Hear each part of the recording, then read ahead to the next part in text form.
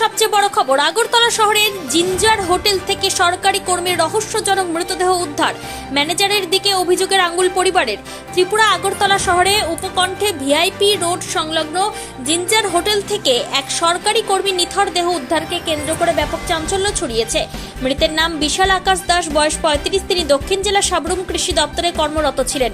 এই ঘটনায় হোটেলের নিরাপত্তা ও ম্যানেজারের ভূমিকা নিয়ে তীব্র ক্ষোভ উগরে দিয়েছেন স্থানীয় বাসিন্দা ও পরিবারের সদস্যরা। মৃত সরকারি কর্মচারীর পরিবারের লোকজনদের অভিযোগ, বিশাল আকাশ দাসের বাড়ি শালবাগান বিএসএফ পাড়া এলাকায়। কর্মস্থল সাবরুম হলেও তিনি ওই হোটেলে অবস্থান করছিলেন। মঙ্গলবার রাতে হোটেলের একটি কক্ষ থেকে তার নিথর দেহ উদ্ধার হয়। এই ঘটনার খবর জানাজানি হতেই এলাকায় তীব্র উত্তেজনা ছড়িয়ে পড়ে। স্থানীয়দের একাংশের দাবি, এই মৃত্যুর পেছনে হোটেলের অভ্যন্তরীণ কোনো রহস্য লুকিয়ে রয়েছে।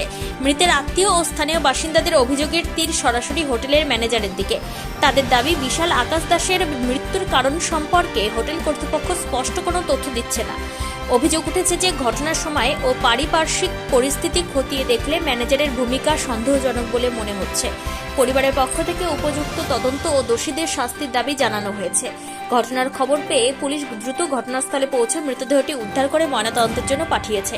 পুলিশ সূত্রে জানানো হয়েছে, ময়নাতদন্তের রিপোর্ট এলেই মৃত্যুর সঠিক কারণ জানা যাবে। হোটেল কর্তৃপক্ষের বয়ান রেকর্ড করা হচ্ছে এবং সিসিটিভি ফুটেজ খতিয়ে দেখা হচ্ছে। আগরতলা জিঞ্জার হোটেলের মতো একটি নামী প্রতিষ্ঠানের সরকারি কর্মচারীর মৃতদেহ উদ্ধারের ঘটনায় পর্যটক ও সাধারণ মানুষের মধ্যে নিরাপত্তা নিয়ে প্রশ্ন উঠতে শুরু করেছে। পুলিশ তদন্ত শুরু করলেও এই ঘটনায় এখনো পর্যন্ত কাউকে গ্রেপ্তার করা যায়নি।